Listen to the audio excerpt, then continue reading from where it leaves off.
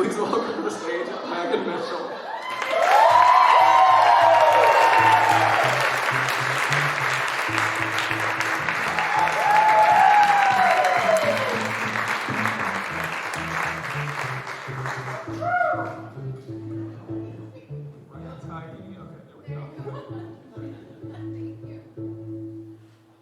So, as you kind of heard, right out of college, I was hired as a news anchor for the NBC affiliate in North Dakota.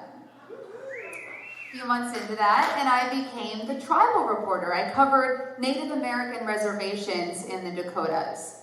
And I remember sitting at one of our morning meetings, and one of the other fresh out of college reporters said to me, "Why do you keep covering these fluff stories? There's so much corruption on the res. You could expose it and get a free pass out of here." Now, what he failed to consider was that just up the street at the state capitol, where he covered, there was just as much corruption, if not more, but the folks there held power and were white. Not as easy of targets. You see, as the first and only tribal reporter in the market, I realized that forever we had just been covering these crime press releases that were sent to us, and nobody had actually gone down there and spoken with the tribe. So I got to speaking with them. I covered stories about Native American middle schoolers who were reclaiming their Lakota language. I covered stories of small businesses who were thriving on the reservation, as opposed to the talk that businesses go to die there. Because when I got to talking with them, they said they wanted to see themselves represented in a good light and a not so negative light all the time, and have a proportionate amount of the good stories covered on them, as we covered in, say, Bismarck.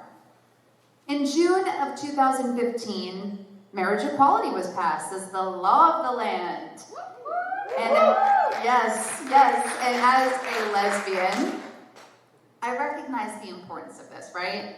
I mean, I spent years thinking my love wouldn't be recognized by our government, not to mention, I mean, this was a huge step in having my parents accept who I was. So I recognized the impact. I wanted to share stories of Native folks who this would impact as well.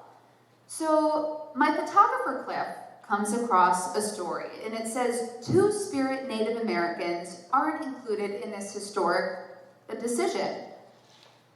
I was floored. I mean, why were we chanting law of the land if it didn't apply to the folks whose land this was for centuries? So we wanted to learn more. We go to one of the biggest powwows in the country, and we met Lenny. Lenny is a Two-Spirit Native American, that's TWO Spirit, or a Native American who identifies as LGBTQ. And he informs us that gay marriage isn't available on most reservations. And he also told us that granting marriage licenses in the tribe, on the reservation, is one of the most important expressions of a tribe's sovereignty, of their ability to govern themselves after Europeans had taken that away from them centuries ago. That made sense. So then I asked him, well, why aren't these tribes then with the times like the rest of America? And that is where my privilege got checked real hard. He tells me that for centuries, Europeans came and colonized and forced these Native American people into Christianity and these strict gender roles, but they were revered within tribes for centuries before this. It could be a medicine man, or a man who specializes in beadwork or quilting. It could be a woman who plays at a drum or fought in a battle. In fact, it was actually a great fortune to have your child named by a Two-Spirit person. And what struck me the most about this was all positive, right? Like a positive outlook on LGBTQ folks. I grew up in the Catholic Church, and I went to Catholic school. So from the get-go, I was like, oh, this is bad. Oh, I'm bad. And then, even to this day, that still haunts me, because like, I'll be walking down the street with my girlfriend, holding her hand, and I kiss her and I see a family. And of course my first thought is like, ooh, am I like making that child grow up too fast? Or like, do they think I'm a bad role model? Or if I mention my girlfriend on air, I'll like have that double thought like, ooh, are we gonna lose viewers because I just did that? So I recognized the impact of this, and I wanted to tell stories of people who this impacted as well, and so did Cliff. So then we got to, then Native Americans, context, also were forced into these reservations, right? I've mentioned this reservation thing.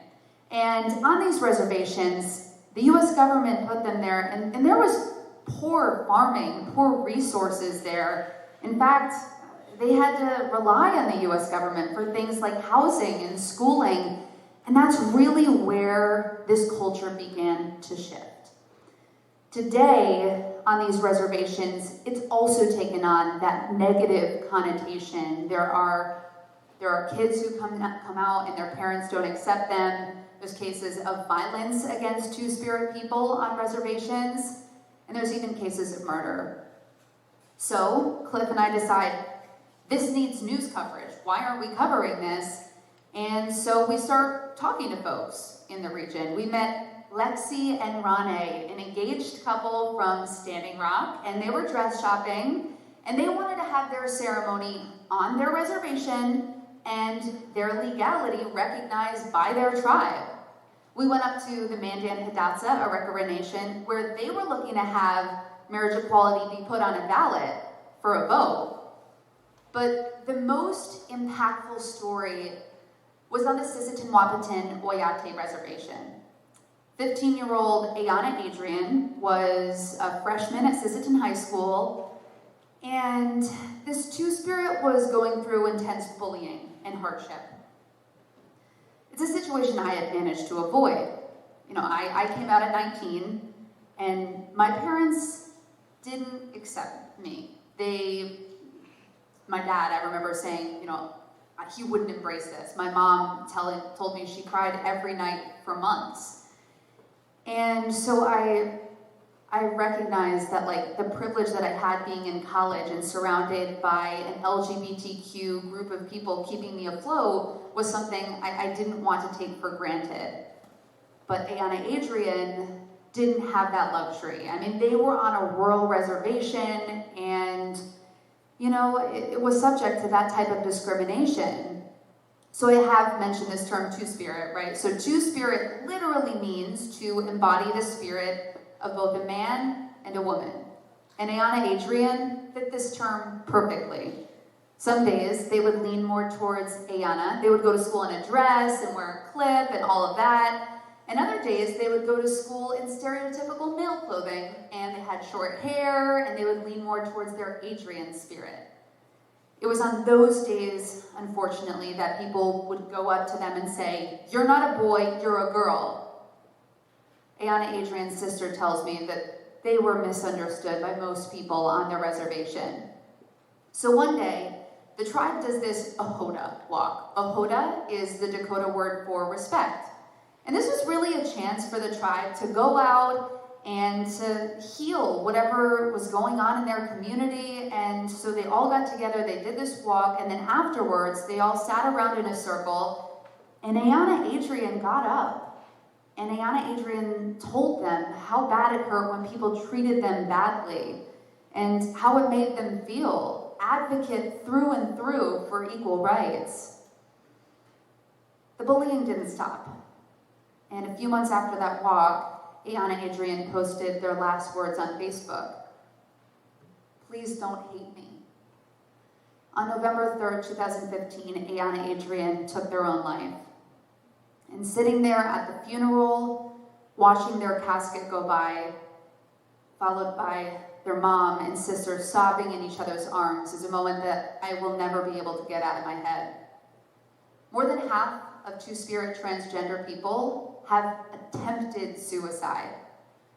Right next door on the Pine Ridge Reservation, they have the highest rate of suicide in the Western Hemisphere. And if you just consider LGBTQ folks to that, those numbers are even higher.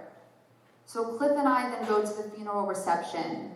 And there, in Dakota tradition, Ayana Adrian's parents hand out star quilts to the people who have impacted and touched their child's life and are going to carry on their legacy. So we got to talking with some of the loved ones who received these star quilts. And they told me that their mission from now on is to carry on that Ahoda legacy that Ayana Adrian stood for, and to make sure that no other child on that reservation has to go through what they went through. So Cliff and I wanted to do that as well. We decided we wanted to make this into a documentary. And so we go up to our managers and we pitch them the idea, and they say, you can do it, but we're not going to pay you for it. You can use our equipment, we'll air it for you even, but this is on your dime.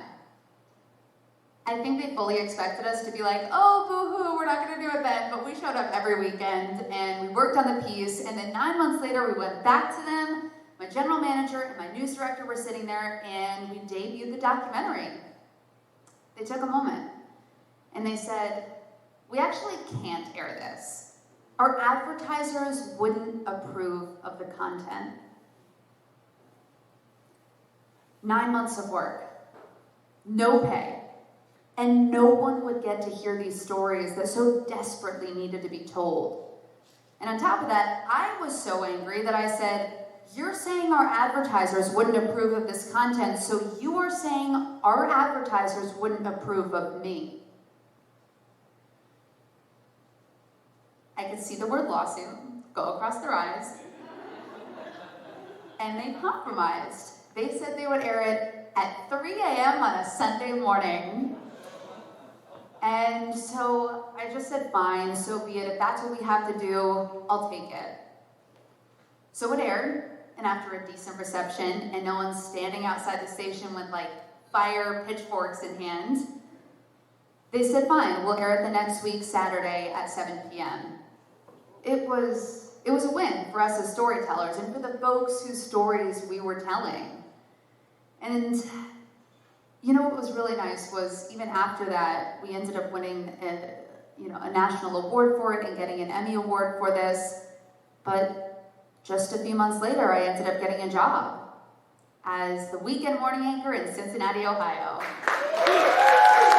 And it's a place I now consider home. It's also been 10 years since I came out to my parents, and they are not even just accepting, they embrace and love who I am now, and they are high-key obsessed with my girlfriend, Jess. But I still keep in touch with some of my contacts, with my photographer, Cliff, and with my friends on the reservation. In fact, a year ago, I received a package in the mail, and I open up this package, and there's a paper there with Ayana Adrian's face on it. And I realized it was the 5-year anniversary of their passing. Underneath it, there was a note from their mom, Corey. In part, it said, Pita Maya, which means thank you for your friendship, for sharing Ayana Adrian's story. And I looked further into the box, and there was one of the greatest gifts I've ever received, a star quilt.